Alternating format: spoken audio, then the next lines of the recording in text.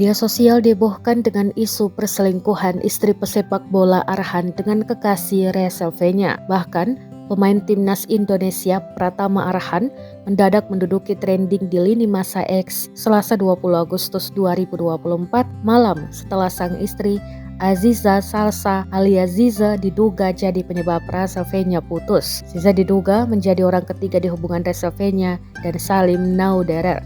Isu ini tersebar setelah Rachel Fenya curhat di akun Instagram keduanya Lady Bird Evan.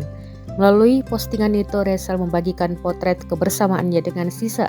Ia tak menyangka Ziza yang sudah dianggapnya sahabat itu justru yang merusak hubungannya dengan Salim. Ibu dua anak ini tak menyangka hubungannya berakhir di tangan sahabatnya itu.